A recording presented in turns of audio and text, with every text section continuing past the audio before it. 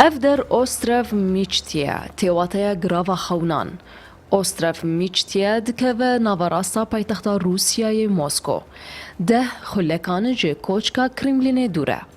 Cihekî giring û stratêjî ye li ser asê Rûsya û Ewropayê projeya herî mezin e. Tê gotin ku li sala 1962 hewlên cuda ji bo drustkirina vê projeyê hatibûn dan. Lê hemû jî bi ser neketin. Ya herî dawî jî malbata Motsoyev ev xewinkira rastî û grava xewnan durust kir. 10 sal em projekt dikirin, 5 sal jî em çikirin. Vira dixefte 4000 merî dixeftin sar Dream Island project. Paşê em dixezin bikin yek Sankt Peterburgê, yek dixezin bikin Uralê.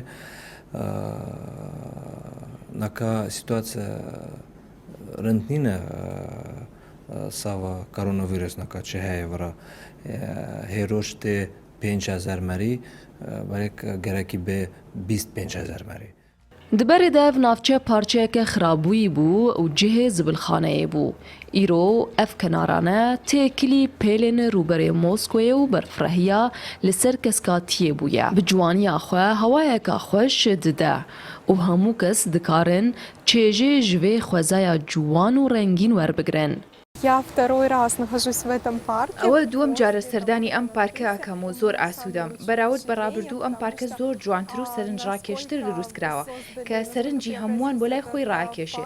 پێشتر پارکی لەم چەشنە لە کالیفۆرنیا هەبوو بە ناوی دیسنیلاند. خۆشبەختانە ئێمەش ئێستا لە مۆسکۆ دوورگەی خەونەکانمان هەیە. ویستمان ئەلبومێکی وێنە دروست بکەین لە نێو سەرجەم پارکە بە ناوبانگەکانی مۆسکۆدا. ئێرەمان هەڵبژارد. تایبەتمەندی و جیاوازیاوی پرۆژە لەگەڵ پرۆژێن دی ئەوە و هەمی سەکتەرین ژیانت ئێک پاکێت داهاتینە کۆمکردن. هەوڵاتیە وی وڵاتەی تێتە سەرداناوی پرۆژەیت کرد دکاری دەمێکیدا هەم بهێنڤدانێک وی سروشتی هۆی جوان بکەشتن و هەم جی بازارکردنی بکەتن. هەموو لیستکن li vê derê ji welatên cuda anîne. بیرۆکەی دروستکردنی ئەم شاری یاریە دەگەڕێتەوە بۆ خاوەنەکەی کە پاش چەندین ساڵ کارکردن لەم پرۆژە بێ وێنەیەدا بەرجەستەیان کرد. تەواوی ئەو یاریانەی لێرن لە وڵاتانی ئەوڕۆپی متمانە پێکراوەوە هێنراون. ئەم کۆمپانیانە یاری بۆ پارکە مەزنەکانی وەک دیسنیلاند دروست دەکەن. پرۆژەکە گەورەیە بەڵام بەهۆی کۆرۆناوە و ژمارەیەمان کەم کردوتەوە. ئەو کات نرخی بلیتی یاریەکانیشمان کەم کردوتەوە. هەموو خێزانێک دەتوانێت سەردانمان بکات و لێرە پشووکدات. Yek ji beşên balkêşin di grava xewnan de Dream Island e ku 350,000 metreyan bi girtî hatiye çêkirin. Ji bo di hemû werzên salê de pêşwaziyê li mêvanan bike. ئێمە زیاتر لە 4 یاریمان تاقی کردەوە لە نێو هەموویاندا یاری کۆبرا زیاتر سەرنجی ڕاکێشاین. بەڕاستی دوورگەی خەونەکان ناوەکەی بەخۆیەوەیە لە قەڵایەک دەچێت کاتێک هاتی نەژوورەوە سەرسام بووین. ئێرە جێگەیەکی زۆر خۆشە بۆ کات بەسەربردن. پێشنیاز دەکەم هەمووان سەردانی بکەن. Bi gotina xwe yê grava xewnan bi nirxê 15 milyon tîketên lîstikan ji bo karmendên tenduristiyê û rûbirûbûna koronayê hatine terxankirin. Her wiha ji ber ku bavê Emîran bê dayîk û bav mezin bûye, niha tîketên lîstikan ji bo zarokên sîwî jî bêberanber e. Ez ji bajarê Kazanê digel malbata xwe hatîme verê. Ev roj dayîk bûna min ew ez bûyme 7 sal. Beriyan ha xewna min ew bû ez li vê re bim. Wekî dibînin xewna min ya bûye rastî û gelek lîstik li vêrê min taqî kirin. Hemî jî gelek xweş bûn.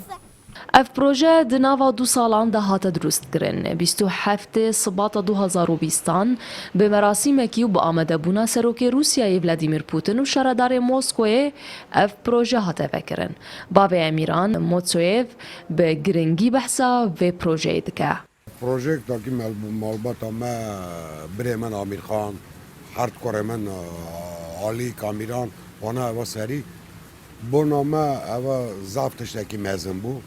Em ev projekte dibêjim dinyayê de ne tenê bûna Rûsya çayeke girtî projekteke girtî akî em projektê hêsa dikim bûna Moskva bûna Rûsyayê projekte qîmetî be ne bûna pera bûna polîtikê bûna millet ezav birê xwe re herdkorê xwe re firnak dibim akî wana projekta dinyayê anî serî.